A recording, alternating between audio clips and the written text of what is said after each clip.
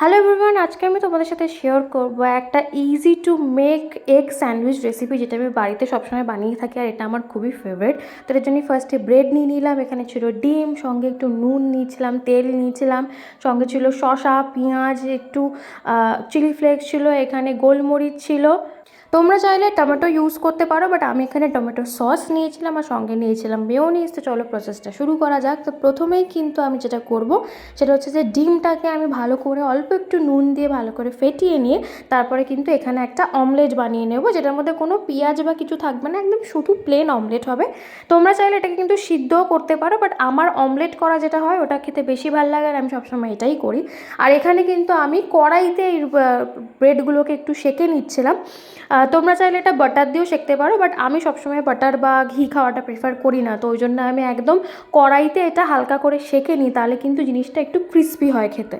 Generally স্যান্ডউইচে লোকে কিন্তু সব কিছু একটু ওই গোল গোল মতন করে বড় করে কাটে, বাট আমি এরকম কিন্তু চপ জিনিসপত্র ইউজ করতে পছন্দ করি টপিংস হিসাবে। তো আমি সেরকমই কিন্তু একটা বোল নিয়ে তার মধ্যে পেঁয়াজ কুচি, শসা কুচিগুলোকে অ্যাড করে দিয়েছিলাম। তোমরা চাইলে টমেটোও নিতে পারো, বাট টমেটোটা দিলে ওটা একটু বেশি ওয়াটারি ব্যাপারটা চলে আসে বলে আমি ওটাকে স্কিপ করে দিই। এরপরে আমি এর মধ্যে নিয়েছিলাম গোলমরিচ, যেটা একটু অল্পই দেবে, বিকজ গোলমরিচের ফ্লেভারটা নইলে খুব বেশি হয়ে যায়। অবশ্য তোমরা যদি ঝাল খেতে পছন্দ করো তাহলে সেটাকে একটু বেশি রাখতেই পারো। এরপরে আমি অ্যাড করে দিয়েছিলাম স্বাদ মতো নুন, তারপর এর মধ্যে দিয়েছিলাম একটু চিলি ফ্লেক্স। এটাও তোমরা নিজেদের বেস হিসাবেই সেইভাবে অ্যাড করবে। দেখো, আমি জানি যে এটা একটু একটু অদ্ভুত রকমেরই স্যান্ডউইচ বানানো হচ্ছে, তোমরা হয়তো ভাবতেই পারো, তবে আমি এইভাবেই খাই। আমি ভাবলাম যে তোমাদের সাথে এই রেসিপিটাই শেয়ার করি। খেয়ে দেখতে পারো একদিন, ট্রাস্ট মি তোমাদের কিন্তু ভালো লাগবে। আমি এটা বাড়িতে করে করে অনেককে ট্রাই করিয়েছি আর সবারই কিন্তু বেশ ভালোই লাগে।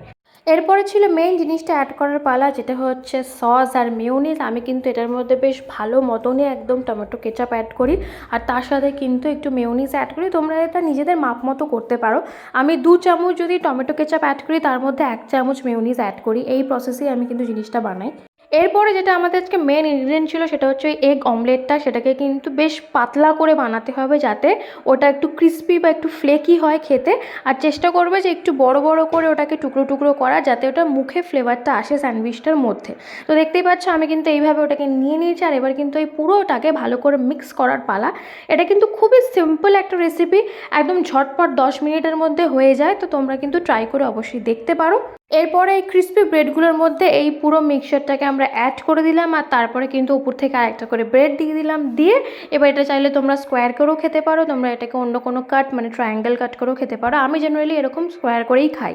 ঝটপট করে একদিন বানিয়ে কিন্তু অবশ্যই খেয়ে দেখো, ট্রাস্ট মি তোমাদের ভালো লাগবে, সেটার আমি গ্যারেন্টি নিচ্ছি। তো চলো টাটা, চ্যানেলটাকে সাবস্ক্রাইব করে দিও।